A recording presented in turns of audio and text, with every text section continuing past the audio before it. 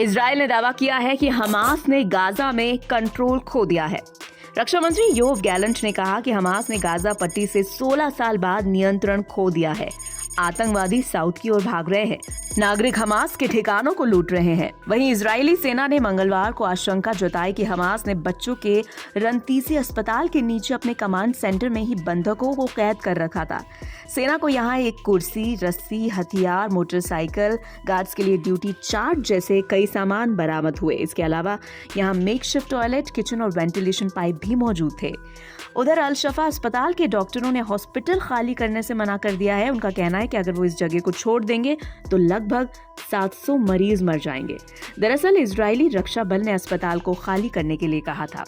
वहीं प्रधानमंत्री Benjamin Netanyahu ने सोमवार को जंग में शामिल सेना के जवानों से मुलाकात कर उनका हौसला बढ़ाया। पीएम ने कहा कि ये कोई ऑपरेशन नहीं बल्कि अंत तक युद्ध है। नेतन्याहू ने कहा कि अगर हम इन्हें खत्म नहीं करेंगे तो ये वापस आ जाएंगे। इजरायली सेना ने सोमवार रात दावा किया कि गाजा के अल कुद्स अस्पताल से उनको सैनिकों पर हमला किया गया।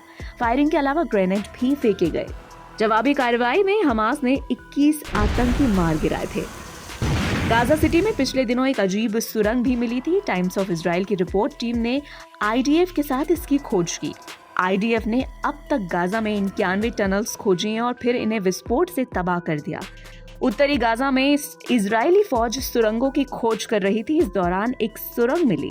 इजराइल के कॉम्बैट इंजीनियरिंग कॉर्प्स को एक मकान खास लगा था।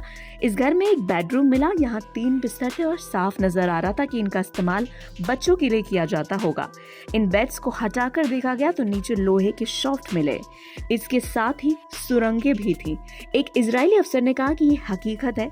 हमास की इसके 2 छोर है, एक गाजा सिटी के हिस्से में तो दूसरा समुद्री रास्ते की तरफ जाता है।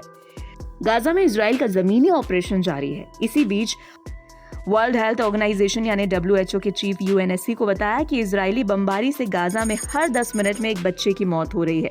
जंग में अब तक गाजा के 11,000 से ज्यादा लोगों की जान गई है और मरने वालों में 4,506 बच्चे हैं। इजराइल ने 7 अक्टूबर को हमास के हमले में मरने वाले लोगों की संख्या घटा दी है। इजराइल के विदेश मंत्रालय ने बताया कि पहले 1400 लोगों के मारे जाने की जानकारी थी, लेकिन ये संख्या 1200 है। तो दोस्तों, आपको क्या लगता है, गाजा पर हमास का कंट्रोल खत्म हो गया है या नहीं? हमें कमेंट करके जरूर बताएं।